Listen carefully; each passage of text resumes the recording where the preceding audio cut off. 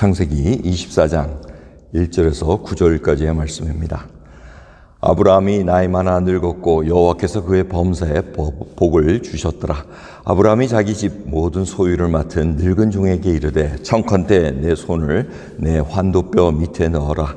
내가 너로 하늘의 하나님 땅의 하나님이신 여호와를 가리켜 맹세하게 하노니 너는 나의 거하는 이 지방 가나안 족속의 딸 중에서 내 아들을 위하여 아내를 택하지 말고 내 고향 내 족속에게로 가서 내 아들 이삭을 위하여 아내를 택하라.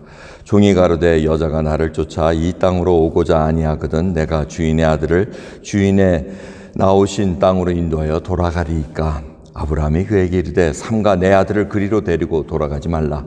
하늘의 하나님 여호와께서 나를 내 아버지의 집과 내 본토에서 떠나게 하시고 내게 말씀하시며 내게 맹세하여 이르시기를 이 땅을 내 씨에게 주리라 하셨으니 그가 그 사자를 내 앞서 보내실지라.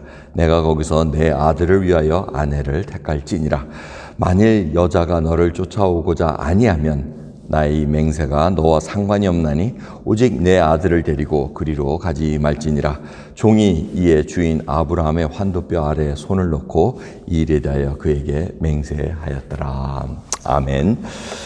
사라가 죽고 몇 년이 흐른 것 같습니다. 그래서 이제 아브라함이 이삭이 장가를 못 가니까 이 아내를 택해야 되는데 이 헷 족속이라든가 가나안 땅에 있는 족속 여인들하고는 결혼을 시킬 수 없는 생각이 강했던 것 같습니다. 그래서 이제 자기 고향 땅으로 보내려는데 아브라함이 직접 갈 수는 없습니다. 나이가 많이 들어서 이제 거의 130세가 가까이 되는 그러한 연세가 아닌가 생각합니다. 그래서 자기 집에 있는 충실한 늙은 종 엘리에셀입니다. 엘리에셀이 끝까지 아브라함과 같이 있었습니다. 그러면서 이 엘리에셀은 어떤 사람이었습니까? 아브라함에게 아무 이스마엘도 없을 때 이 친구가 나의 모든 재산을 받을 아들과 같은 자입니다 하고 이렇게 하나님께 소개한 자입니다.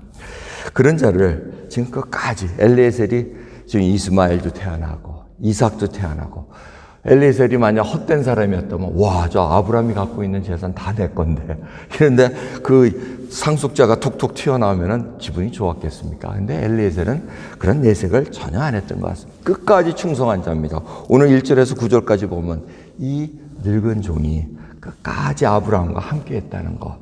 그 아브라함이 뭐라 그러니까 환도뼈 밑에 내게 맹세해라.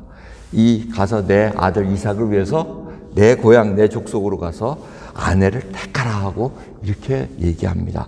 이 환도뼈에 넣고 맹세하라는 얘기는 굉장히 엄숙하다는 얘기입니다. 생명을 걸고 해달라는 얘기입니다. 믿는 사이입니다. 트러스트할 수 이게 소위 말하는 이게 언더웨어 속옷 밑에다 지금 손을 놓고 해야 되는데 이게 보통 사람이 할 수 있는 겁니까?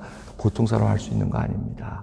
그만큼 중요하고 신실하게 지켜달라는 겁니다. 이 엘리에셀이 아브라함의 여정을 다 지켜본 자입니다. 애굽 땅에도 가고 무슨 순환을 당하고 하지만 살아계신 하나님께서 그렇게 역사하는 것을 압니다. 그러기에 하늘의 하나님이요 땅 위의 하나님 하면서 아브라함이 이렇게 기도할 때 엘리에셀도 아멘으로 분명히 화답했을 겁니다. 오늘 말씀을 보면은 이 엘리에셀의 충성입니다. 정말 아브라함이 엘리에셀이 없었으면 여기까지 오기도 참 쉽지는 않았을 것입니다. 묵묵히 지켜주는 친구 같은 자입니다. 동반자입니다. 아들 같으나 정말 믿을 수 있는 친구 같은. 그게 인생에서 한 명이라도 있으면 정말 행복한 자입니다. 정말 충성할 수 있고 믿을 수 있고 아무 얘기라도 뭐 하면은 우리 인간관계는 어떻습니까? 계산에 의해서 움직입니다. 나를 신뢰하지 못하고 조금만 하면은 그거 따지려고 그럽니다. 전에 내 마음 아프게 했지, 속상하게 했지, 너 내 가치관하고 틀려. 다 이런 거 가지고 다 돌아서고 원수되고 이런 시경 아닙니까? 하지만 이 엘리에셀이라는 자는 종의 입장입니다. 하지만 아브라함이 다 맡겼다고 얘기합니다. 그리고 신뢰할 수 있고 환도뼈 밑에 나와 맹세하자고 얘기합니다. 그러면서 엘리에셀의 반응이 어떻습니까? 지금 아내를 택하라를 두 번씩 얘기합니다. 택하라 하는데 이제 지금 엘리에셀이 판단을 해야 되는데 노하지를 않습니다. 이게 종의 자세입니다. 하나님의 말씀이 들어주면 노하지를 않습니다. 노하지 않고 그 다음 된 거를 생각합니다. 가긴 가는데 이런 경우의 수는 어떻게 하면 좋습니까? 만약 가가지고 내가 어떤 여인을 택했는데 그 여인이 이 땅에 오지 않고 지금 자기 땅으로 오라 그러면 이삭을 데리고 갈까요? 지금 이 경우에서는 물어봅니다. 굉장히 지혜로운 종이란 것을 볼 수가 있습니다. 그럴 때 아브라함이 다시 약속하신 하나님을 엘리에셀에게 알려줍니다. 하나님께서 이렇게 약속하셨다. 절대 글로 데려가지 마라. 만약 그 여인이 쫓아오지 않으면 그 여인은 이 맹세와 전혀 상관없는 여자다 하고 딱 그 선을 긋습니다.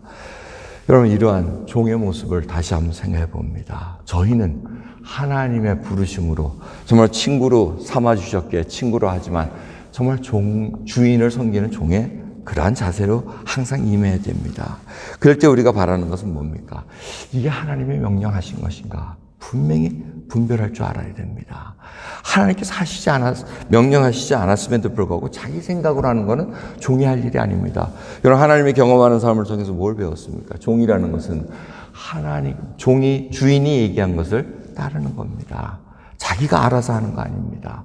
명령하실 때까지 기다리고 그 명하신 것을 정말 분명히 알고 그 다음에 이 일을 내가 지금 하는 것이 하나님을 기쁘게 하시는 것인가, 그걸 생각해 봐야 됩니다. 지금 엘리에셀은 그걸 생각합니다. 지금 주인이신 아브라함이 나에게 명령을 했는데 지금 분명히 들었습니다. 그런데 거기 가서 당할 경우의 수를 얘기합니다. 그럴 때 분명히 알려준다는 거. 그걸 이제 지혜 갖고 잘 판단해야 된다는 겁니다. 오늘 이 시간 또 하루가 시작됐습니다. 저희들에게 주님이 명령하신 것, 정말 어떻게 보면 땅끝까지 내 증인이 되라는 얘기는 여러분, 우리 삶에서 제자의 향기와 예수 그리스도가 점점 드러나야 된다는 겁니다. 이게 뭐 어디 가서 한다는 것이 중요한 것이 아니고 지금 예수 그리스도께서 가르쳐 지키고 분부한 것을 하게끔 저희들이 그 말에 순종하면서 우리가 예수 그리스도를 드러내냐는 것입니다. 삶에 그것이 드러나지 않으면은 우리는 다시 주님께 꿇어 엎드려야 됩니다. 나를 부인하고 나의 십자가를 지고 오늘 하루도 주의 그 높이심을 드러낼 수 있는 귀한 하루 되기를 소원합니다. 기도하겠습니다. 하나님 감사합니다. 오늘도 충성된 자로서 서기를 소원합니다. 저희들이 같은 공동체 안에서 또 이웃과 연관을 맺으면서 살아가는데 저희들이 얼마나 충성된 자로서 같이 섬기며 사랑하고 순종하며 살아가고 있나이까. 아버지, 저희들 하늘나라를 소유한 자로서 온전히 살아갈 수 있는 충성된 자로서 하나님께 충성된 자로 살아갈 수 있도록 은혜 베풀어 주옵소서. 감사드리며 우리 주 예수 그리스도의 이름으로 기도드리옵나이다. 아멘.